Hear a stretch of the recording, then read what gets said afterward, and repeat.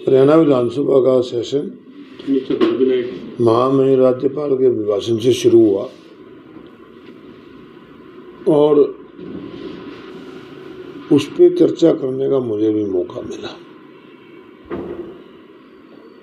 कोई भी सरकार का विजन होता है वो गवर्नर ड्रेस में दिखाया जाता है, परंतु इस गवर्नर ड्रेस में सरकार का कोई विजन नहीं था।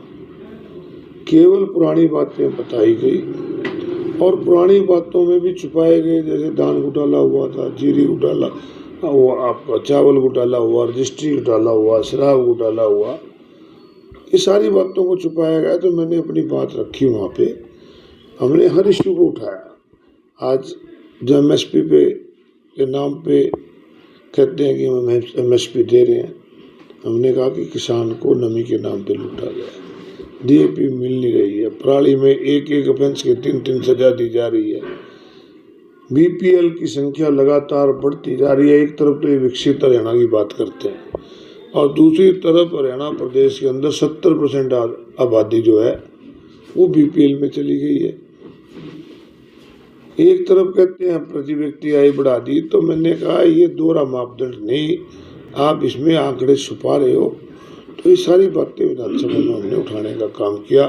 कुरुक्षेत्र के स्नेह सरोवर की पवित्रता का सवाल भी उठाया।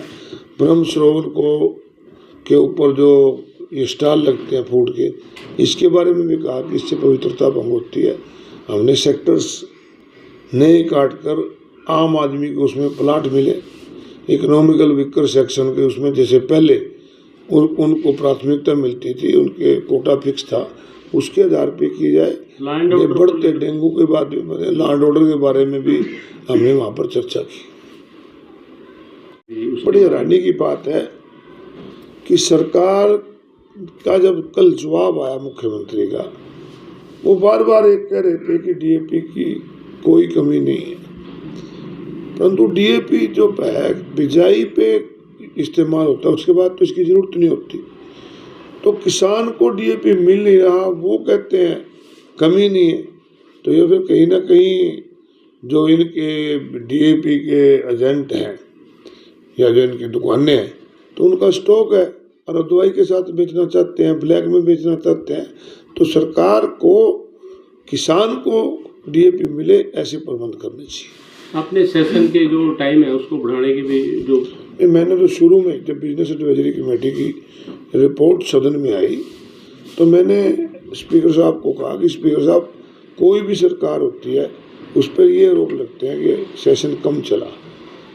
अगर आप इसको रूल्स में डाल दोगे हिमाचल की तरह, और स्पीकर कॉन्फ्रेंस में भी एक निर्णय लिया गया था कि कम से कम 60 सीटिंग होनी चाहिए, हमारे यहाँ एवरेज 17-18 होती हैं, तो इसका आप इसको करो। तो उन्होंने कहा था कि हम इसको रूल में डालेंगे। जो लोग मेरी बात को क्रिटिसाइज करना है, शायद वो मेरी बात नहीं समझ पाए। गीता जयंती महोत्सव मनाया जाता है, पहले भी मनाया जाता था। ये गीता धाम के स्वामी होते थे, उन्होंने शुरू किया था।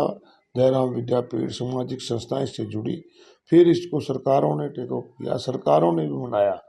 मैंने उनको यही कहा है सरकार को कि जो वहाँ फूड कोर्ट लगते हैं उससे ब्रह्म सरोवर की पवित्रता भंग होती है, क्योंकि लोग जो वहाँ खाना खाते हैं, जो वेस्टेज होती है वहाँ डाल देते हैं और वो सारी की सारी ब्रह्म सरोवर के अंदर जाती है।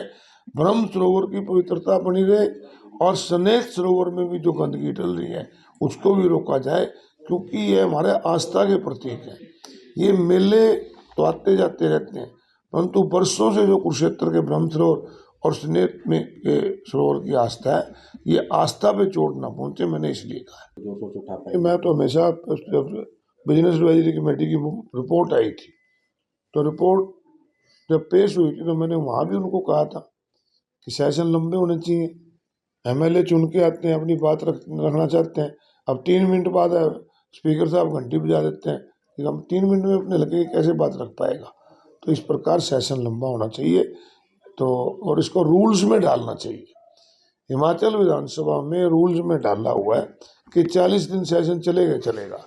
और ऑल इंडिया स्पीकर कॉन्फ्रेंस में भी ये डिसीजन लिया था कि पार्लियामेंट का सेशन 100 दिन और विधानसभा का 60 दिन चलना चाहिए, ताकि लोगों की समस्याएं जो हैं उनके नुमाइंदे वहाँ पर रख सकें। मानते हैं आपकी कहीं बात नहीं रख पा रही ये हैं? निश्चित रूप से अगर 3-4 मिनट में कैसे अपनी विधायक बात रख लेगा, तो विधायक को अपने हल्के चुन के है, उनकी बात है। तो स्पीकर साहब ने पूरे हाउस को और मुझे स्पष्ट किया है कि हम इसके बारे में विचार करके इनको नियम में डालेंगे और सीटिंग ज़्यादा करने का प्रयास करेंगे। विधानसभा में भी आपने मुद्दे को उठाया डेंगू को लेकर। देखिए, हर चीज़ पे राजनीति नहीं होती। मैंने डेंगू के मुद्दे के बारे में विधानसभा में कहा कि सरकार को आंकड़े नहीं छिपाने चाहिए, इसके रोकने के इंतजाम करने चाहिए। अगर पहले फॉगिंग कर दी जाती, नालों की सफाई कर दी जाती, तो सफाई व्यवस्था ठीक होती, तो ये घटना ना घटती। परंतु अब ये डेंगू फैला हुआ है, इसको कैसे रोका जाए, सबको मिलकर प्रयास करना चाहिए। आपने गीता जो बार बार आरोप करते हैं भगवंत मान कुछ और बोल रही हैं। ये भगवंत मान की राजनीति कर रहे हैं। जिस समय हरियाणा पंजाब का बंटवारा हुआ था,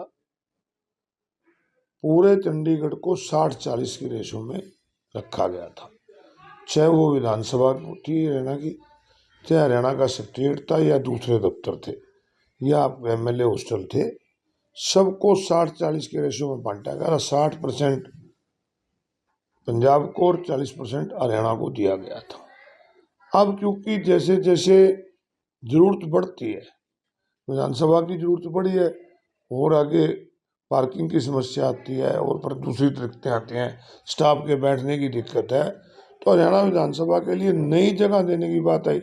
जब 40% शेयर हमारा है चंडीगढ़ पे, तो हमें जगह देने में पंजाब वालों को क्या एतराज है?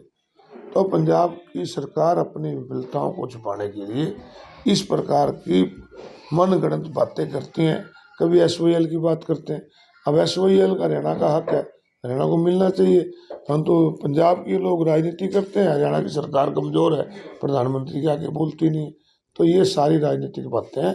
हमारा जो हक है वो SYL पे भी है, चंडीगढ़ पे भी है और हाई कोर्ट पे भी है। तो कहीं ना कहीं भाजपा के लोगों को भी राजनीति से ऊपर उठकर, भाजपा हो, कांग्रेस हो और अन्य दल हो, हरियाणा प्रदेश की जहाँ की हित की बात आए, SYL के पानी की बात आए, कल भी हुड्डा साहब ने विधानसभा में कहा हो और हम भी हमेशा कहते हैं कि जहाँ हरियाणा हितों की बात आएगी, राजनीति से ऊपर उठकर सभी दल इकट्ठे होकर हरियाणा की लड़ाई लड़ेंगे।